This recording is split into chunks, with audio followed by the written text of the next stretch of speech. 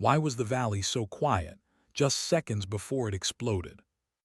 The radio crackled with static before a strained voice cut through, carrying the kind of control only men on the edge of death could muster.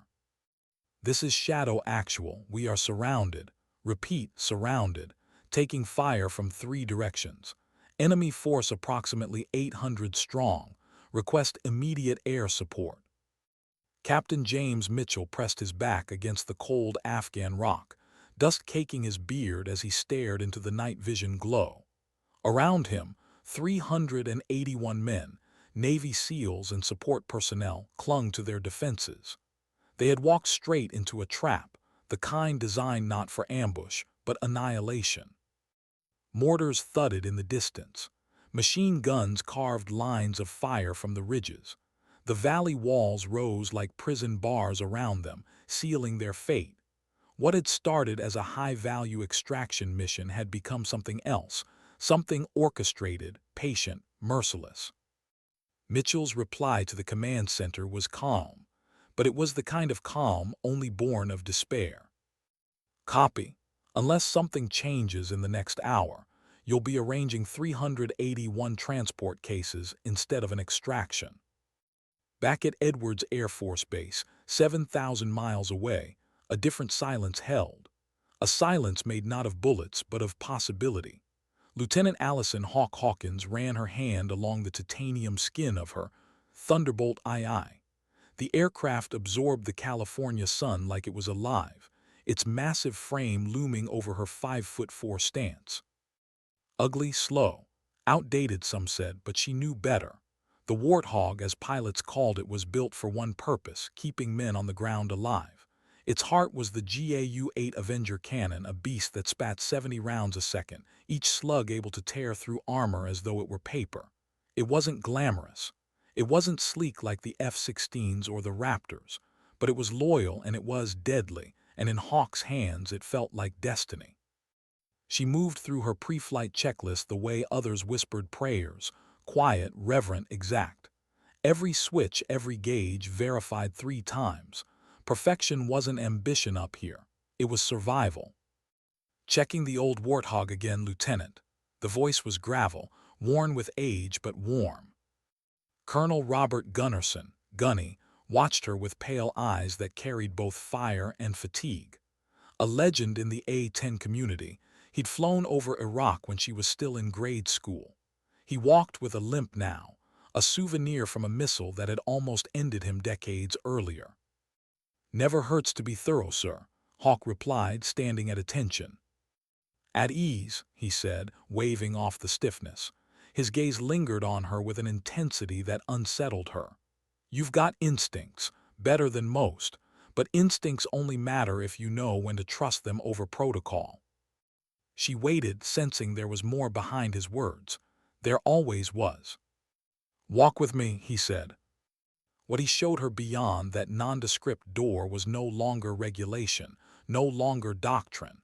It was rebellion in the form of strategy. A simulator, more advanced than anything she'd touched. Data maps of valleys. Enemy red markers bleeding against friendly blue. He called it Whiskey Sierra. The doctrine-breaking tactic that allowed strikes within 25 meters of friendly forces, half the safe distance every pilot had drilled into their bones. The Air Force had buried it. Too risky, too controversial. But Gunny had spent years refining it, perfecting it, waiting for someone who could carry it forward. That night, for the first time, Hawk slid into the simulator seat. What she saw wasn't impossible.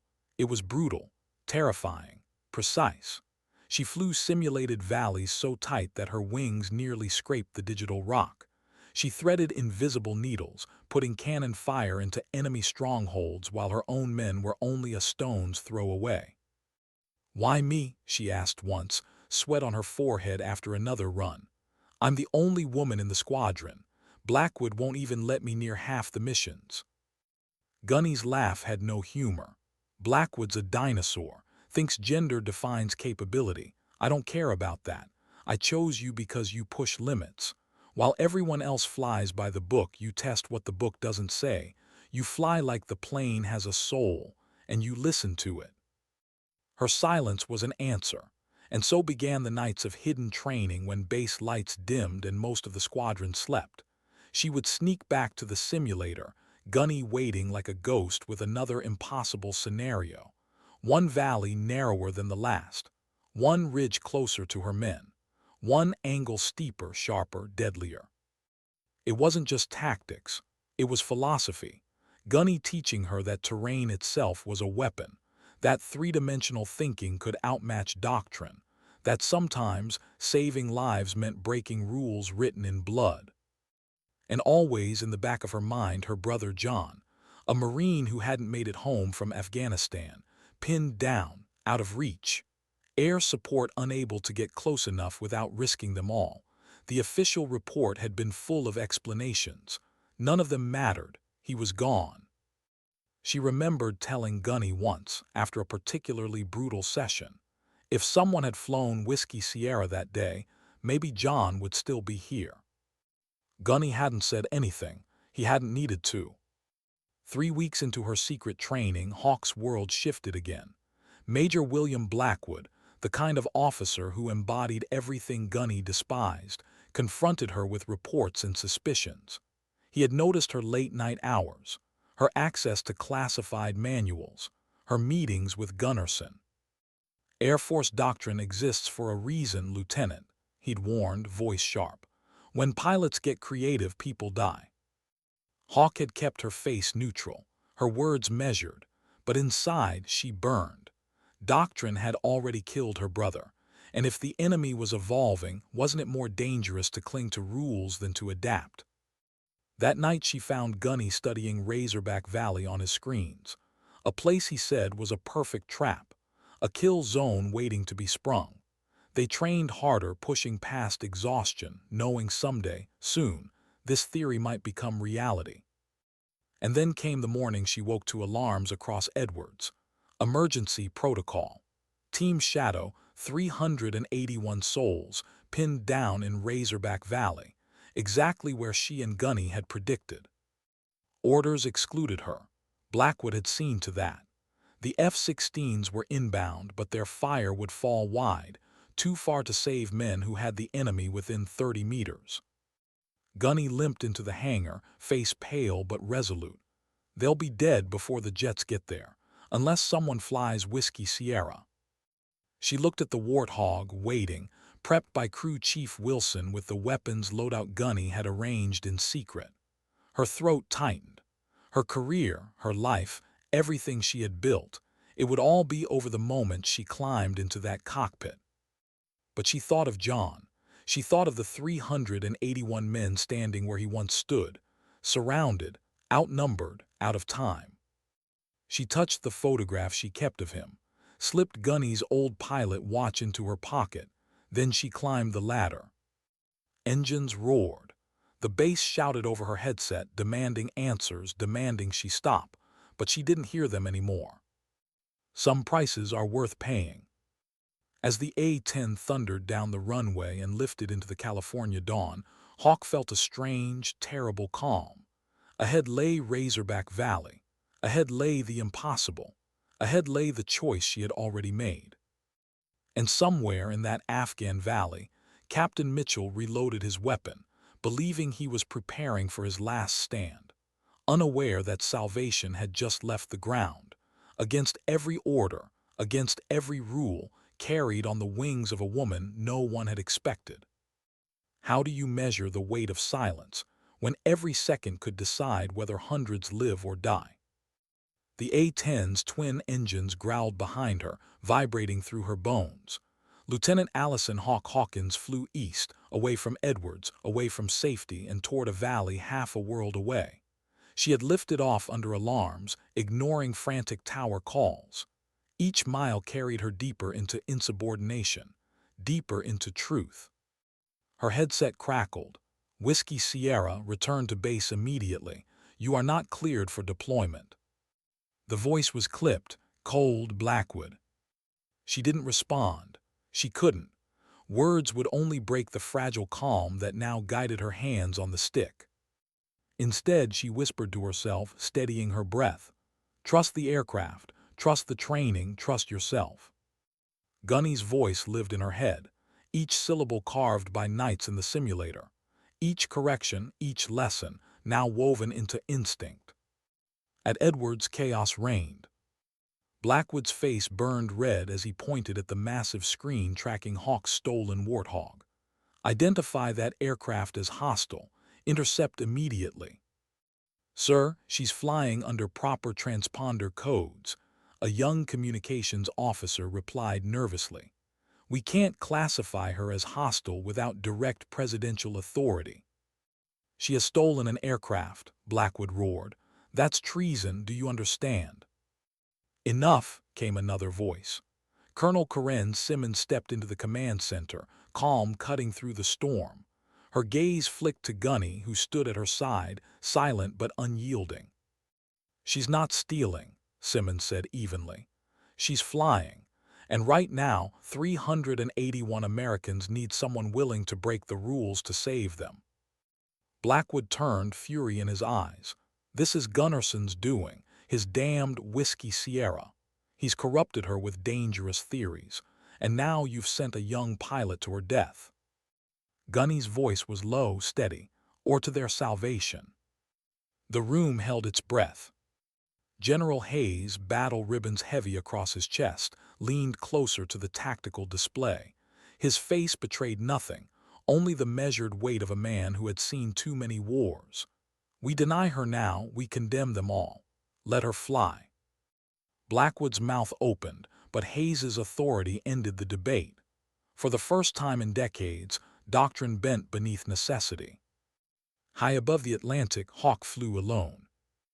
The stars stretched across the canopy, cold and indifferent. She thought of her brother, John, thought of the photo she kept in her pocket, his smile, the unspoken promise she carried with her that no one else's family should get the same folded flag her mother had received. But with the memory came fear, not of dying. She had made peace with that possibility long ago. No, what haunted her was failing, the thought of pulling the trigger and missing, of blue smoke dissolving into chaos, of her cannon fire tearing into the very men she had come to save. Her fingers flexed on the throttle, her jaw clenched. Not today, not this time. In Razorback Valley, dawn bled into the mountains. Captain James Mitchell crouched lower as tracer rounds screamed overhead. His men were running out of ammunition, out of grenades, out of time. He could see the Taliban fighters setting up mortars along the ridgeline. He knew what that meant. Within minutes, the valley floor would be death. He pressed the radio. Eagle Base, we're collapsing. We won't hold another hour. Where the hell is my support? The answer was hesitant. F-16's inbound, ETA 27 minutes. Mitchell swore under his breath. 27 minutes. They didn't have 5. He looked at his executive officer, Williams. The man's face was pale, lips dry, hands trembling as he reloaded. Sir, what's the plan? Mitchell forced steadiness into his voice. The plan is simple. We fight. Every bullet counts. Every second counts. Hold until, he stopped. He couldn't say the rest. Hold until death. Then the radio cut in again. A different voice this time, a woman's, calm, controlled. Shadow Actual, this is Whiskey Sierra. I'm inbound. ETA 12 minutes. Mark your positions with smoke. Mitchell blinked, not trusting his ears. Say again, identify yourself. Lieutenant Allison Hawkins. Call sign Whiskey Sierra. I've trained for this. Give me your coordinates and priority targets. We're going to make it through this. Her words should have sounded reckless. Instead, they sounded like something he hadn't felt in hours. Hope. He grabbed the handset. Copy that, Whiskey Sierra. Grid coordinates to follow. Positions are tight, enemy within 30 meters. You miss and you kill us all. There was the faintest pause, then her voice quiet but firm. Roger that, I won't miss. Mitchell stared at the men around him, their faces hollow from fatigue, grime streaking their helmets. They didn't know who she was. Neither did he. But for the first time, someone had promised more than silence. High above, Hawk adjusted her course. The valley appeared on her tactical display, a jagged scar in the earth. She saw the red marks of Taliban units swarming around the depression where Mitchell's men were cornered. Blue markers showed friendly positions, too close, impossibly close. Her targeting computer calculated margins of error so small they might as well not exist. Gunny's voice echoed in her head. When doctrine says impossible, physics says maybe, and maybe is all those men need. Copy coordinates, Hawk radioed back.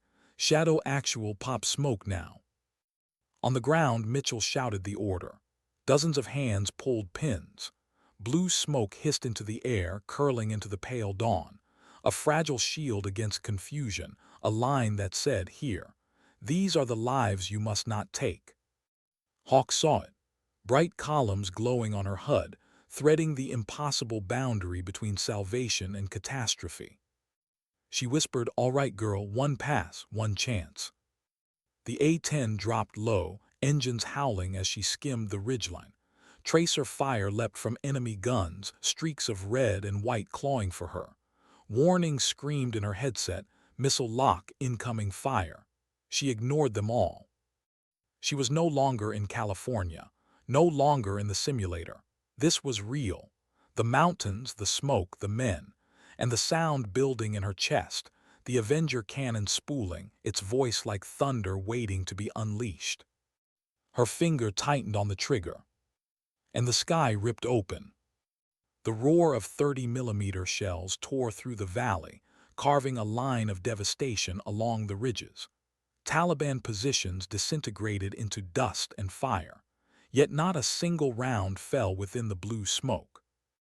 On the ground, Mitchell's men froze in awe. The impossible had just become real. The woman in the sky had threaded the needle. Williams exhaled the words they all thought. Holy, she did it. The A-10 roared past, climbing hard to evade incoming fire.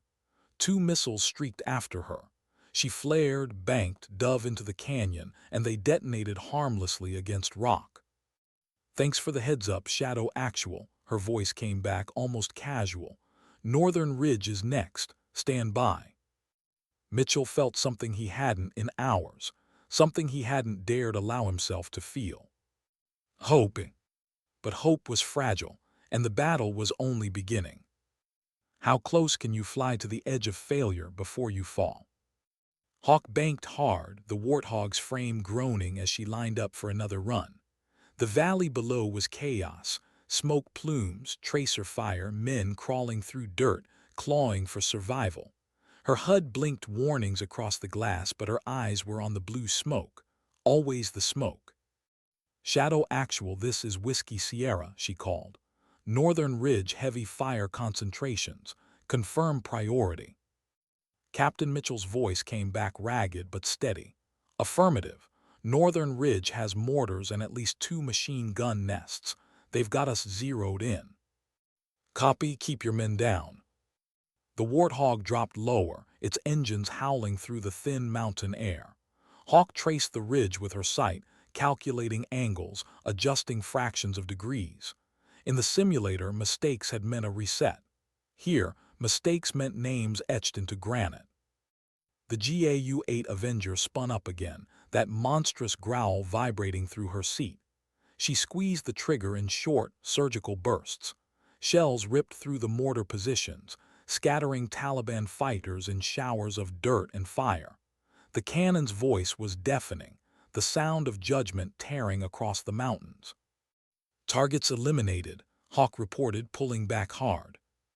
On the ground, Mitchell shielded his eyes from the dust cloud. The positions that had hammered them for hours were gone, erased in seconds. He keyed the radio. "Whiskey Sierra, you're a damn angel. Ridge is clear." "Not yet," Hawk replied. Her tone was flat, all focus.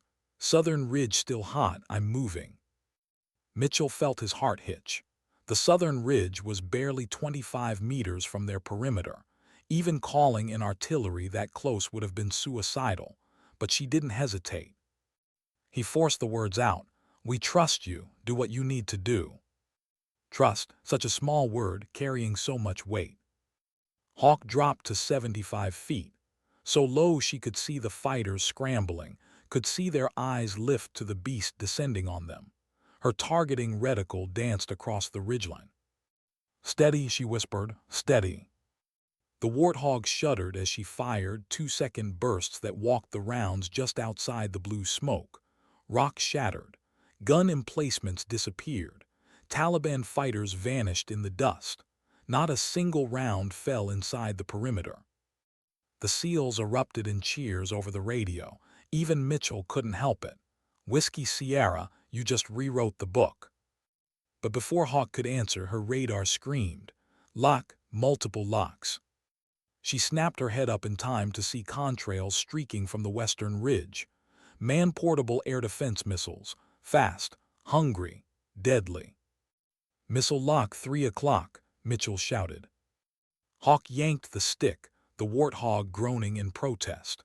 Flares spat from the fuselage, burning bright against the dawn. One missile veered away, fooled by the heat signature.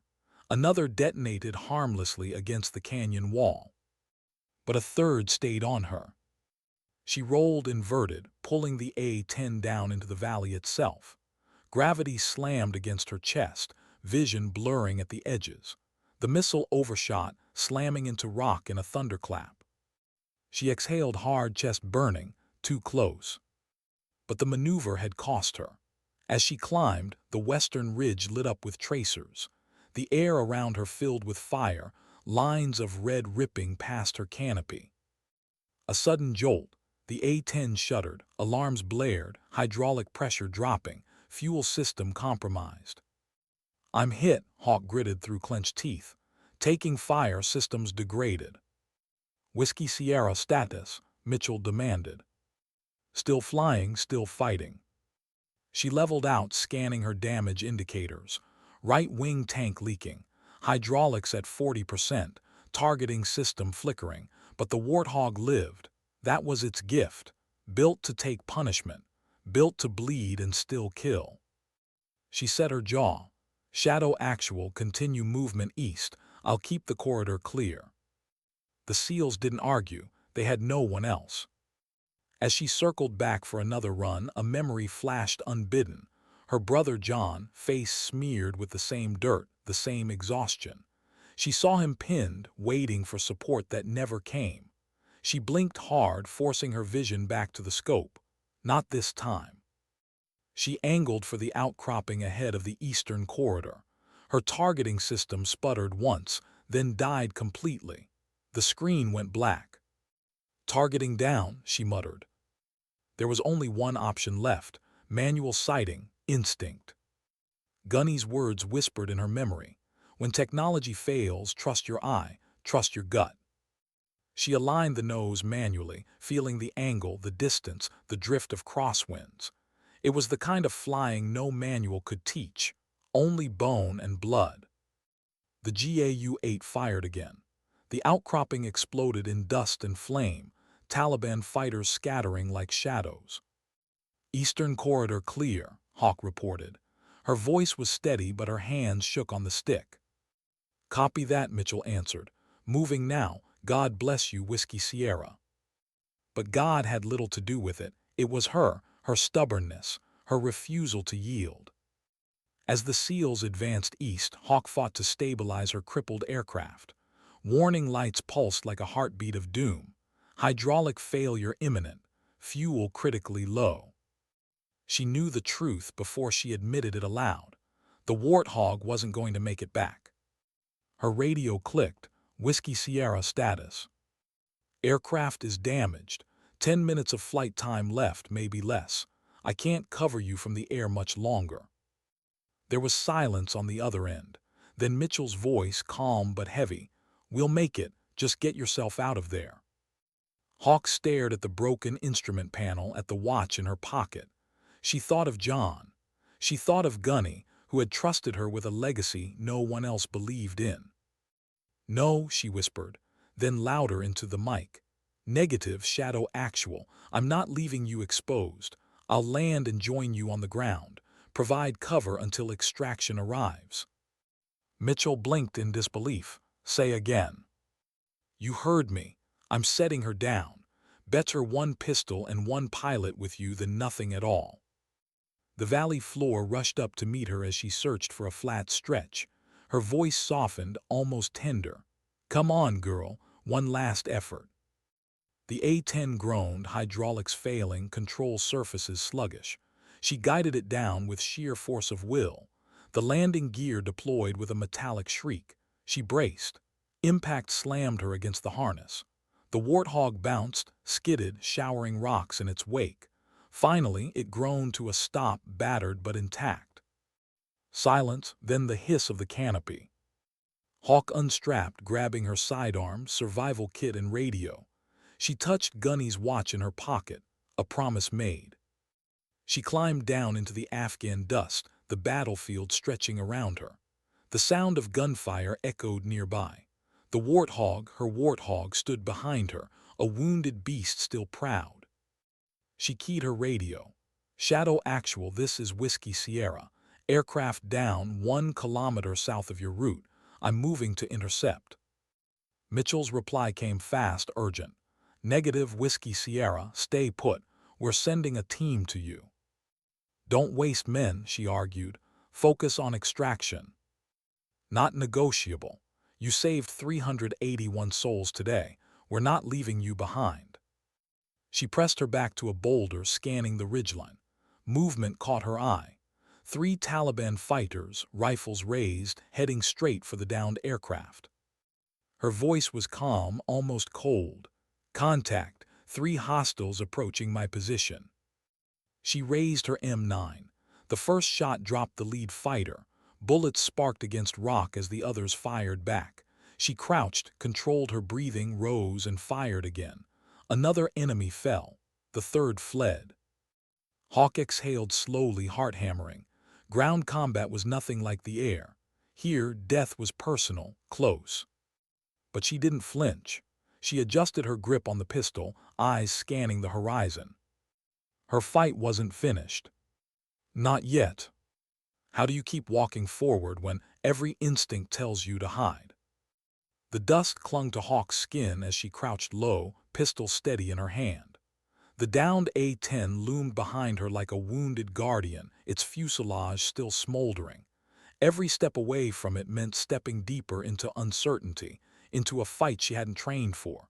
She was a pilot, not infantry, but none of that mattered now. The radio crackled against her vest. Captain Mitchell's voice carried through the static. Whiskey Sierra, we've got eyes on your bird, sending a fire team to pull you in. Hawk scanned the horizon. Shadows shifted along the ridgeline, moving with intent. Too many. Negative, she whispered back. You'll lose men trying to reach me. I'll move toward you instead. Lieutenant, you're walking into hell. She allowed herself a small, grim smile.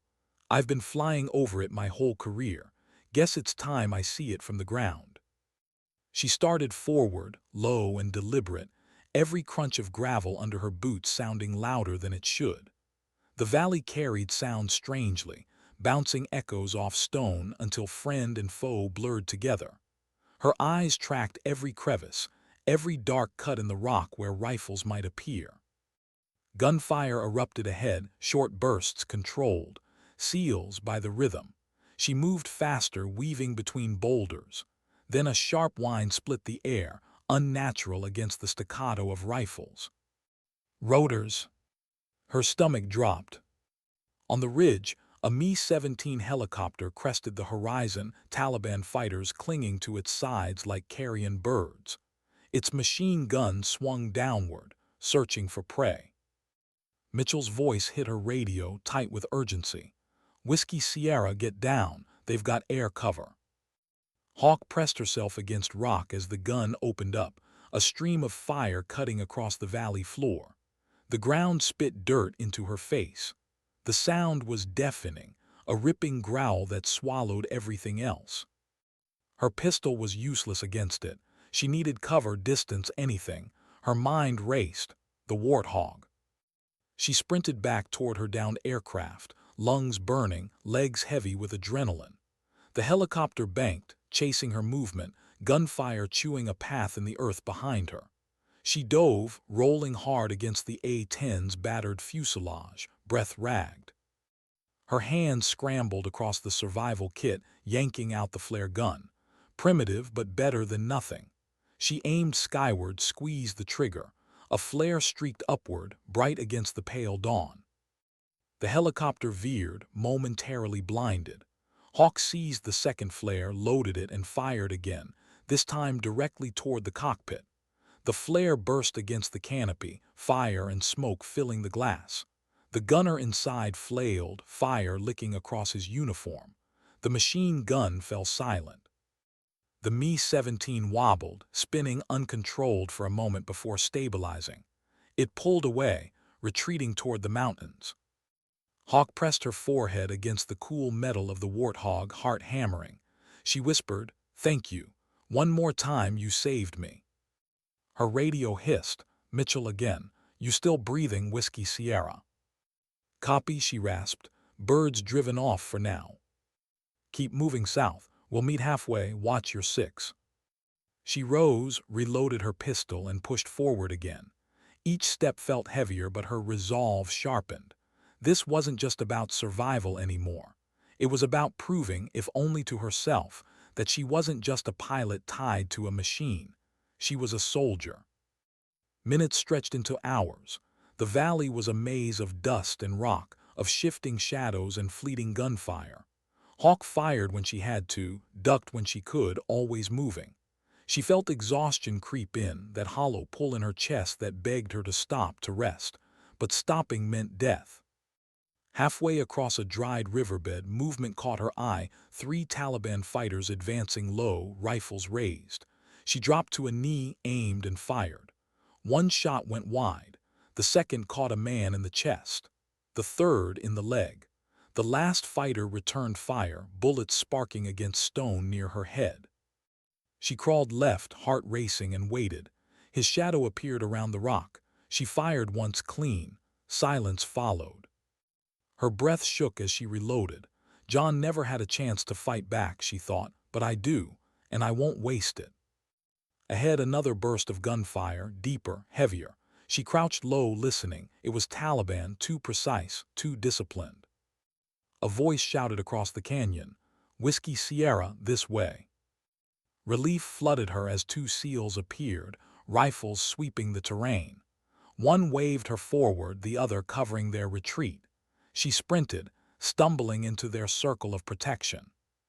"Lieutenant Hawkins?" the lead SEAL asked. His voice was steady, but his eyes showed something else, respect. "That's me," she answered, catching her breath. "Captain sent us to bring you in. Let's move." They hustled through the rocks, weaving like shadows. Every so often one would halt, signaling silence, eyes scanning ridges. Hawk followed, mimicking their discipline, her exhaustion pushed down by adrenaline. Minutes later, they reached Mitchell's position. Hawk stumbled into a shallow trench, greeted by dirt-streaked faces and wary eyes. Mitchell stood, hand outstretched. "Lieutenant Hawkins, I don't know what kind of miracle you pulled, but you've kept us alive." She shook his hand, firm. "Miracles don't exist, Captain, just choices." His gaze lingered on her, weighing those words. Then he nodded. "Well, your choices just saved 381 men." The men around her offered nods, brief smiles, quiet claps on the shoulder. In their eyes, she wasn't just the voice from above anymore. She was flesh and blood, one of them. But the respite was brief. The radio crackled again, William's voice urgent. "Captain, enemy reinforcements moving in from the east. At least 50 fighters. ETA 10 minutes. The silence that followed was heavy, suffocating. Mitchell turned to Hawk. "Extraction is still 20 out. We're not going to hold if they push in hard." Hawk met his eyes, tired, determined, the same fire that had carried her into the valley. "Then we don't wait for them to come to us." Mitchell frowned, meaning. She glanced back at the smoldering silhouette of her Warthog. "Meaning, I've got one last trick left." "What do you do when the weapon you need is broken, and all that's left is ingenuity?" The trench buzzed with nervous energy as the men readied their last magazines. Dust hung in the air like a storm waiting to break. Captain Mitchell crouched beside Hawk, his expression grim. "Lieutenant, we've got maybe 6 minutes before they hit us. We're low on ammo, low on grenades. If they break through, it's over." Hawk's gaze drifted to the shape of her crippled A-10, resting in the distance like a fallen beast. Its skin was torn, hydraulics bled dry, but its weapons might still have teeth. She keyed her radio, whispering to herself as much as anyone else. "Come on, girl, one last fight." "Captain," she said finally, eyes never leaving the Warthog, "that aircraft's still loaded. Cannon rounds cluster ordnance. We might not be able to fly it, but we can use it." Mitchell blinked. "How the hell do you fire an A-10 without the cockpit?" "Not from the cockpit," Hawk said. "From the ground, we rig the systems, direct line power bypass." A silence settled. Even the SEALs nearest her stopped loading to listen. Mitchell studied her. "You're telling me you can turn that wreck into a ground battery?" Her jaw clenched. "Yes, if I can get to it and if I have cover." William scoffed, shaking his head. "It's suicide. You'll be out in the open." Hawk's eyes were steady. "They won't be expecting the Warthog to breathe again. That surprise is all we have." Mitchell hesitated only a moment before nodding. "All right, you heard her. Form 2 teams, suppression and escort. Whiskey Sierra gets to her bird." The SEALs moved instantly, no hesitation in their bodies even if their minds carried doubt. Hawk rose with them, pistol in hand, heart pounding. Every step toward the aircraft was a step into fire. The crack of rifles opened as Taliban fighters appeared on the eastern ridge. Dust exploded around them as SEALs laid suppressive fire. Hawk sprinted the last stretch, diving behind the Warthog's wing. Bullets pinged against its skin, but it stood between her and death, just as it always had. She scrambled up the fuselage, pried open a panel Gunny had shown her during long nights of training. A mess of wires stared back at her. Her hands shook as she yanked tools from her kit. "Focus, breathe, remember." Red to ground, blue to ignition, yellow to armament. She bypassed the dead systems, forcing current through the circuits manually. Sparks showered her gloves. Her pulse raced. 2 minutes, Mitchell's voice barked over comms. She worked faster. Sweat stung her eyes. At last, the panel lit faintly, just enough to tell her she had power. She slid down to the belly gun, fingers tracing the feed system. 70 rounds a second. Even once, it could change everything. She adjusted the manual release, rigged a firing lever from the survival kit, and braced herself. The eastern ridge erupted with movement, dozens of fighters pouring down like a wave. "Mitchell," she whispered into the radio, "tell your men to stay low. This is going to be loud." She yanked the lever. The GAU-8 roared to life. The ground trembled as the cannon spat death across the ridge. The stream of 30mm rounds tore into rock, dirt, and flesh, cutting swaths through the advancing force. The noise was deafening. A thunderclap stretched into a scream. The SEALs ducked instinctively, eyes wide as the valley itself seemed to shatter. Hawk held the lever, jaw clenched, body vibrating from the recoil. When the smoke cleared, silence reigned. The ridge was broken. The wave of fighters lay shattered in its dust. Hawk released the lever, chest heaving. The Warthog's cannon clicked dry, empty at last. She leaned her forehead against its side, whispering, "That was your last roar, girl, thank you." The SEALs broke into cheers. Williams shouted over the comms, half in awe, half in disbelief. She just turned a downed aircraft into a fortress. Mitchell's voice followed, quieter but steadier. "Whiskey Sierra, you just bought us time. Extractions inbound, 10 minutes. 10 minutes, an eternity and a heartbeat all at once." But the enemy wasn't finished. Hawk knew it by the silence, the wrong kind of silence, the kind that meant regrouping, planning. She turned, sliding down into the trench with the others. Dirt streaked her face, her eyes hollow from exhaustion. But when the men looked at her, they didn't see weakness. They saw someone who had refused to surrender. Mitchell crouched beside her. "You could have stayed back, let us fight it out. Why didn't you?" Her eyes flicked toward the smoldering ridge. She thought of John, of the folded flag, of Gunny's words about instinct, about dignity. She swallowed hard. "Because rules didn't save my brother, choices might save yours." Mitchell said nothing, but the look in his eyes carried weight, the kind of weight soldiers carried silently, the kind that bonded them without words. The minutes ticked down in uneasy quiet, broken only by sporadic gunfire. Every man counted each second, their hearts tethered to the promise of extraction. Then at last the distant thrum of rotors filled the air. This time not enemy, friend. "Eagle 1 inbound," the radio crackled. "Mark your position." Mitchell stood, firing a flare skyward. The green smoke blossomed above them. Cheers rippled through the trench. But Hawk's eyes stayed on the ridges. She knew what was coming. The Taliban wouldn't let them leave uncontested. Sure enough, black dots appeared against the horizon. Trucks, dozens of them, reinforcements surging like ants from every crack in the earth.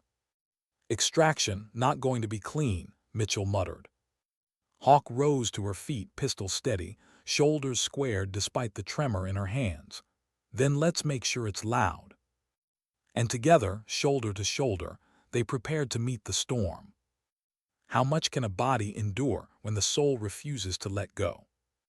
The rotor wash hit first, whipping dust and debris into the trench as the extraction helicopters descended. Their blades chopped the air, thunderous and urgent, the promise of survival within reach. "Eagle 1 on station," the radio crackled. "Eagle 2 circling high, we've got you covered." The SEALs erupted into motion, years of discipline kicking in as they organized into staggered movements toward the landing zone. Captain Mitchell shouted orders, voice raw but unwavering. But Hawk's eyes weren't on the helicopters. They were on the horizon. The enemy came like a tide, trucks barreling down the dirt road, fighters spilling from the ridges, gunfire stitching the valley in red. Reinforcements more than she'd imagined. The Taliban weren't trying to contain them anymore. They were trying to erase them before they could lift off. Williams cursed under his breath. "They're throwing everything at us." Mitchell's jaw tightened. "We don't hold them, we don't leave." Gunfire erupted. The SEALs formed a defensive arc, unleashing what little ammunition remained. Hawk fired alongside them, her pistol steady in her grip, each shot deliberate. Her training wasn't theirs, her movements less fluid, her aim less precise, but her determination was no different. The helicopters opened up with door guns, streams of tracer fire cutting swaths through the advancing fighters. Men fell, trucks burned, but the wave didn't stop. "Shadow Actual, we've got 30 seconds on the ground," Eagle 1 called. Mitchell grabbed Hawk's arm, pulling her toward the LZ. "Move, Lieutenant, you're on that bird now." But Hawk shook free, eyes fierce. "Not yet. They'll overrun us before we get everyone out. You need cover."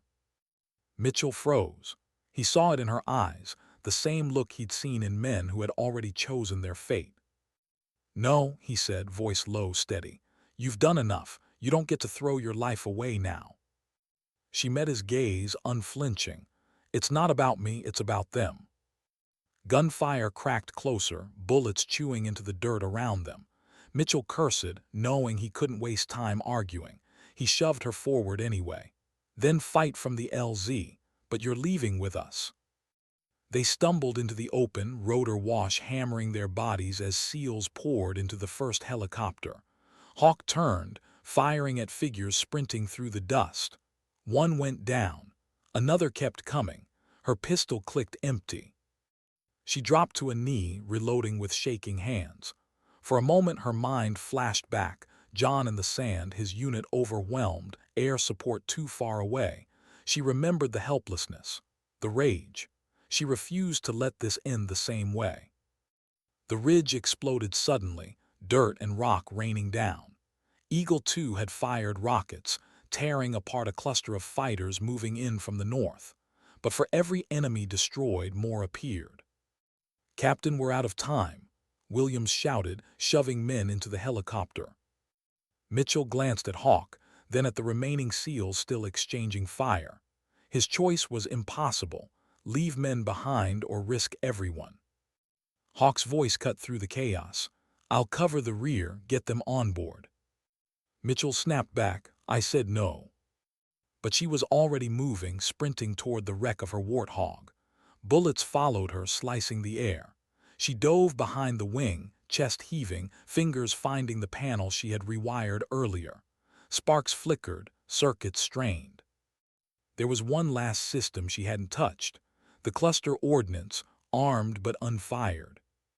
Her hands worked feverishly, bypassing safeties, forcing the weapon to life. She knew what it meant: no precision, no guidance, just raw destruction, too close to her, too close to the SEALs, but it was all they had left. "Whiskey Sierra, what the hell are you doing?" Mitchell's voice roared in her earpiece. She pressed her forehead against the metal, whispering, "What I was meant to." She pulled the manual release.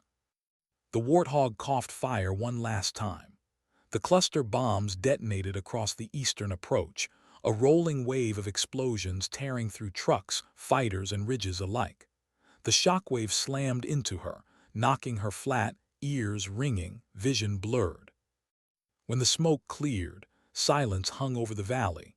What remained of the Taliban force scattered, broken by the violence of her final act. Mitchell shouted orders, his men hauling her limp body from the dust. She tried to stand, but her legs buckled. Strong arms caught her, dragging her toward the waiting helicopter. "Got you, Lieutenant," a SEAL grunted, hauling her aboard. Mitchell climbed in after, grabbing her shoulder. His eyes burned, voice low but fierce. "You don't get to check out now. You hear me? You brought us this far, you finish it." She tried to speak, but only a whisper escaped. "John, I didn't leave them, not this time." The helicopter lifted, the valley shrinking beneath them. Hawk lay back against the metal floor, blood trickling from a cut on her forehead, exhaustion pulling at her every breath. Around her, men she had saved, men who should have been dead, sat in stunned silence. One of them finally spoke, barely audible over the rotor noise. "She's the reason we're alive." No one argued. As the helicopters banked west, leaving Razorback Valley behind, Hawk closed her eyes. She wasn't sure if she'd wake again. But if this was the end, it was different. Not failure, not silence. This time she had answered. "What do you feel when the battle is over, but your heart is still fighting?" The helicopter thundered west, every mile putting Razorback Valley further behind them. Inside, the air reeked of gunpowder, sweat, and blood. SEALs sat slumped against the walls, rifles still clutched in trembling hands, eyes wide, haunted, alive. Hawk lay stretched on the floor, strapped to a makeshift litter. A corpsman hovered over her, checking vitals, cleaning the gash on her forehead. She tried to push his hands away, but her body betrayed her, weak, trembling. "I'm fine," she muttered. The words came thin, more defiance than truth. The corpsman shook his head. "You're not fine, you took a blast head-on. Concussion, possible shrapnel. You're damn lucky you're even conscious." She turned her face away, staring at the steel floor. Lucky. The word burned. John hadn't been lucky. Half the men she'd flown over in Afghanistan hadn't been lucky. Why her? Captain Mitchell crouched beside her, his broad frame blocking the harsh cabin light. His eyes searched her face, not with the pity she dreaded, but with something else. Gratitude. Respect. "You saved us, Lieutenant," he said simply. Her throat tightened. She wanted to believe it. But all she saw when she closed her eyes were the blasts, the fire, the bodies thrown by her cluster strike. Friendly or enemy, it was all blurred together now. "I killed too many," she whispered. Mitchell's gaze hardened. "You killed who needed killing. You saved who needed saving. Don't twist that in your head." But the doubt lingered, quiet, poisonous. Hours later, the helicopters touched down at Bagram. The wounded were rushed to medics. The rest, those somehow untouched, staggered into the dust, still dazed that they were standing at all. Hawk was carried off with them, stretcher bouncing as boots pounded across the tarmac. In the infirmary, she drifted in and out. Snatches of voices, orders barked, monitors beeping. Each time she surfaced, the same image greeted her, John's face in memory, the folded flag in her mother's hands. And yet, woven through the fog were other faces now. Mitchell, Williams, dozens of men who should be dead but weren't, men who would write letters home tonight, men who would hug their children again. The weight pressed on her chest until she could hardly breathe. Back at Edwards, the war was different, fought not with bullets but with words. Blackwood stormed into the command center, voice booming. She stole government property, disobeyed direct orders, risked 381 lives with reckless flying, and saved every one of them. Colonel Simmons cut in, her calm voice slicing his rage in two. She should be court-martialed, Blackwood barked. Gunny, leaning heavy on his cane, finally spoke. You court-martial her, and you tell every soldier on the ground their lives matter less than protocol. General Hayes sat silent, hands steepled beneath his chin. His eyes lingered on the after-action reports, on the numbers circled in red. 381 souls, 0 KIAs. At last he spoke. History won't remember the paperwork, it'll remember the outcome. Blackwood's face twisted. So you'll let her off, reward insubordination. Hayes's tone was cold steel. I'll decide what to do with her when she wakes.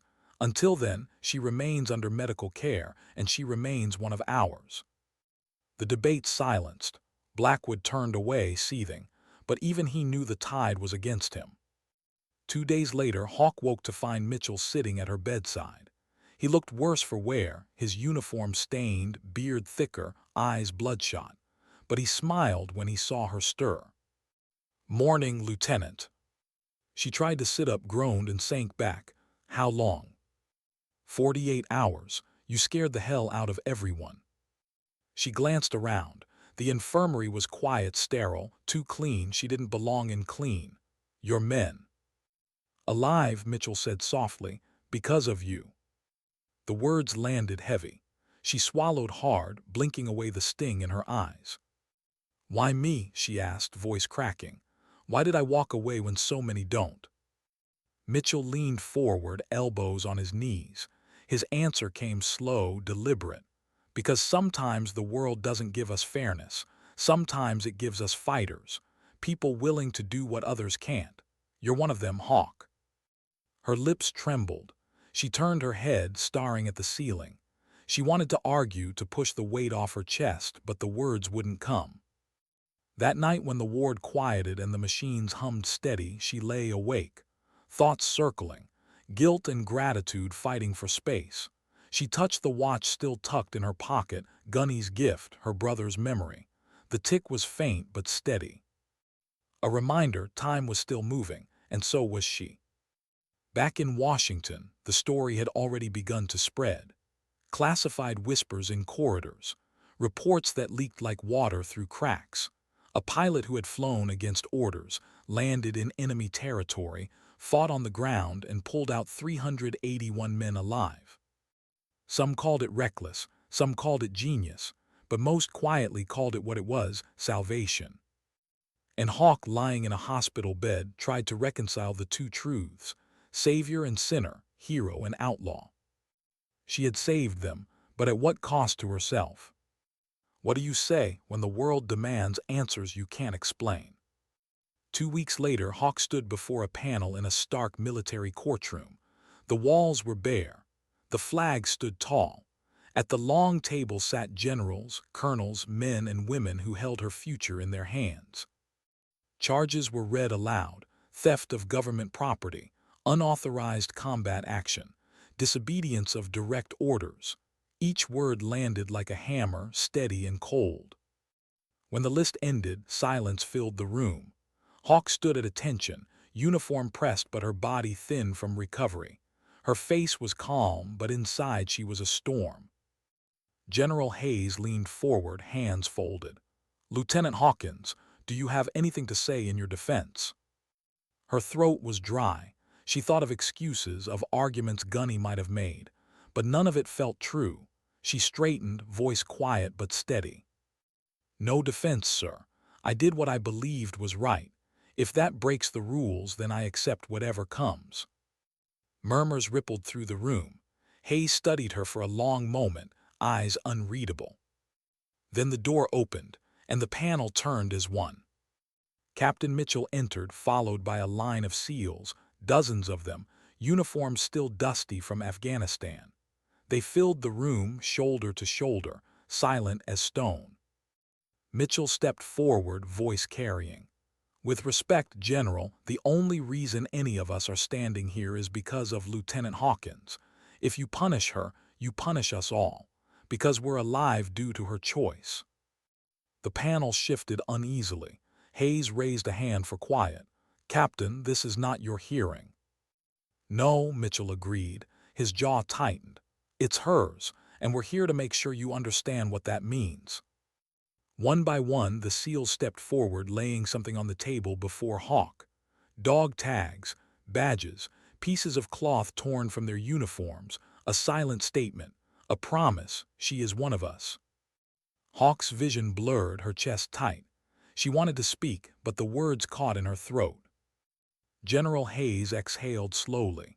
He tapped his pen against the table once, then twice, then set it down. His voice was even but softer than before. "Lieutenant Hawkins, the panel has reviewed your actions. While your conduct violated established protocol, the outcome cannot be ignored. 381 men survived a situation deemed hopeless. This panel chooses not to court-martial you. Instead, this record will remain sealed. You will receive no medal, no official commendation, but neither will you be punished. Do you understand?" Hawk swallowed, nodding once. "Yes, sir." Hayes studied her a moment longer. Then, almost imperceptibly, he added, "History will decide the rest." The gavel struck. The hearing was over. That night Hawk walked alone along the flight line at Edwards. The sun was setting, painting the sky in bruised shades of orange and red. Rows of aircraft stretched into the distance, sleek and sharp, but her eyes searched only for one. Her Warthog. It would never fly again. Its frame was gone, burned out in the valley, but in her mind she could still hear its growl, still feel the vibration of its cannon in her chest, still see the smoke rising over Razorback. Gunny's cane tapped against the concrete behind her. She didn't turn. His voice came low, warm, carrying more weight than all the generals combined. "You flew beyond doctrine, beyond fear. You did what no one else could. You gave them life." She closed her eyes, "At the cost of mine." "No," Gunny said. He stepped beside her, gaze fixed on the horizon. "At the cost of who you thought you were. That's different, that's growth." She let his words sink in. The ache in her chest softened, if only a little. Later she found Mitchell waiting near the hangars. He stood with quiet patience, hands in his pockets. When she approached, he didn't salute, didn't speak formal. He simply said, "Thank you." She met his eyes, searching for the right reply, but there were no words strong enough. She nodded instead, and he nodded back. That was enough. The days turned into weeks. Life at the base returned to routine. Missions were planned, aircraft serviced, pilots trained. Hawk sat in briefings, still the only woman at the table, still the one overlooked when orders were handed down. But something had shifted. When she walked the halls, men stepped aside. When she entered the hangar, silence followed her like respect unspoken. They all knew. Even if the record said nothing, they knew. And Hawk, she carried the weight quietly. Nights were harder, sleep was scarce.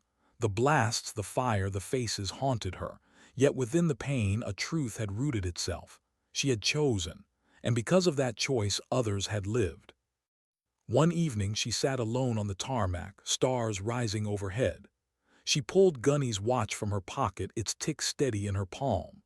She thought of John, his laugh, his fire, his silence in the sand. She whispered into the night, "I didn't leave them, John, not this time." The breeze carried her words away, up into the endless dark. And maybe, just maybe, that was enough. Because sometimes strength isn't loud. Sometimes dignity doesn't speak. It simply acts.